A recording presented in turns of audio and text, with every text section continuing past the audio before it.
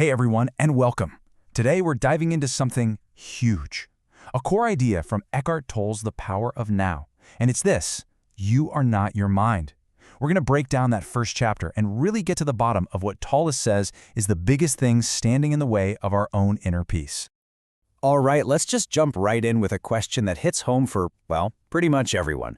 Do you have a voice in your head that just never stops talking? You know the one. It's the narrator, the critic, the worrier, just chattering away from the second you open your eyes. Now here's where Tolle's perspective gets really radical. He says that this constant mental noise, it isn't just a quirky part of being human. He actually calls it a collective disease. It's something we're so used to, we think is normal, but he says we're all kind of suffering from it without even knowing. So let's dig into that. What is this voice really, and why on earth does it have such a grip on us? But here's the good news, and this is really the promise of the whole book. This isn't a life sentence. Tolle says you can absolutely free yourself from your mind. And get this, he says that this is the only true liberation there is. Now, a word that gets thrown around a lot in the book is enlightenment, right? And that can sound so lofty, so out of reach. But Tolle really simplifies it. He uses the Buddhist definition. Enlightenment is just the end of suffering. It's not about levitating or becoming some kind of superhuman. It's simply about stopping that inner war. And to really drive this home, he tells this amazing little story. Picture this, there's a beggar, and he's been sitting on this same old wooden box for like 30 years, begging for change.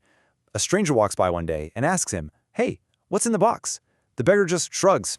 "Oh, nothing. It's just an old empty box." But the stranger keeps pushing him. "Are you sure? Have you ever looked inside?" So finally, the beggar gets curious, pries the lid open, and it's filled with gold. He's been sitting on a fortune this whole time. And Tolle's point is, we are all that beggar, every single one of us. We're constantly looking outside of ourselves for little scraps of happiness or approval when we're sitting on this incredible treasure of peace and joy that's already inside us. Okay, so if this treasure is just sitting there, why don't we see it? Why is it so hard to find? Well, Tolle says it all comes down to one huge, fundamental mistake we make about who we are.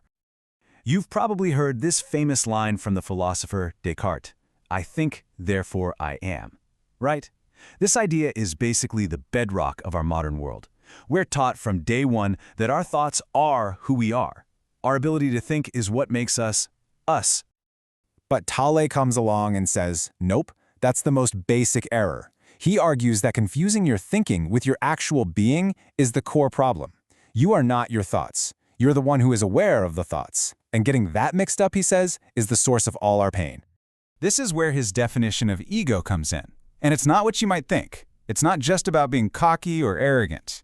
For Tolle, the ego is that false self, that me that's built entirely out of our identification with that stream of thinking. It's like a phantom that only exists as long as we keep feeding it with more thoughts.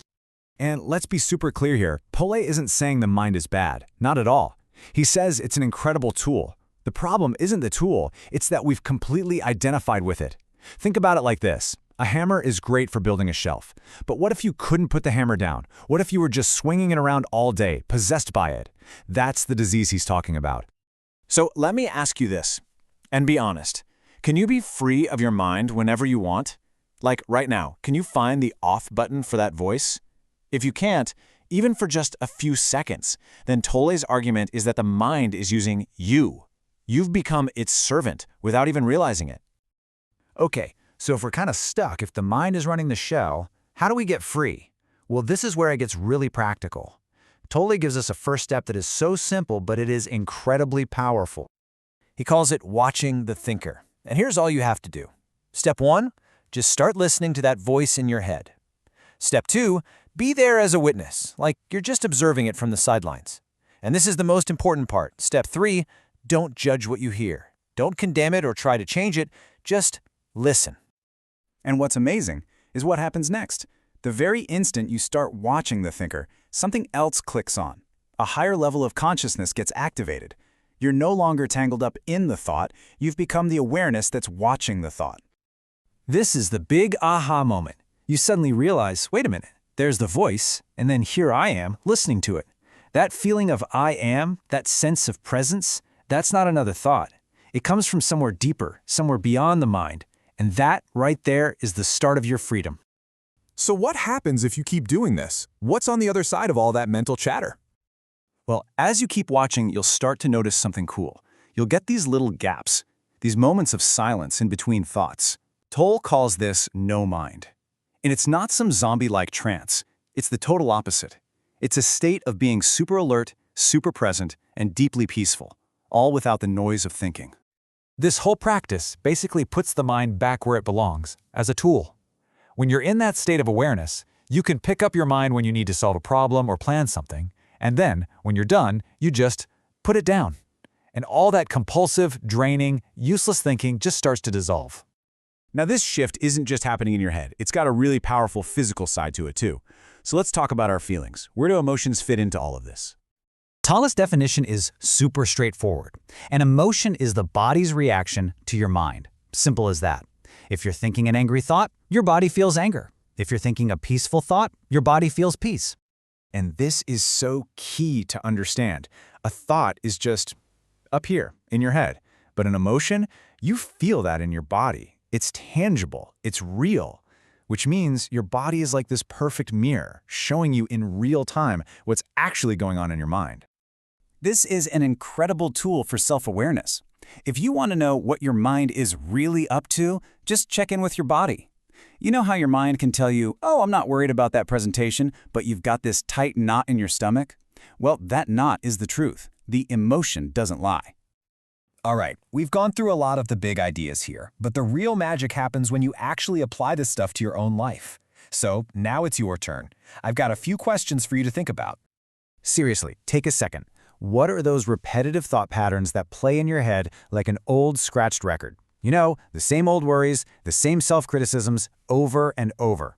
What are yours? Just becoming aware of them is a huge first step. And here's another big one. When you actually listen to that voice, is it your friend or is it your own worst enemy? Is it encouraging you or is it just tearing you down and draining all your energy? It's kind of wild how many of us are living with a bully inside our own heads and just accept it as normal. So, look, don't just take my word for it or Tola's word for it. Try this for yourself. What happens when you just watch it? When you step back and observe that voice without getting caught up in it? I'd love to hear what you discover, so drop your answers in the comments below.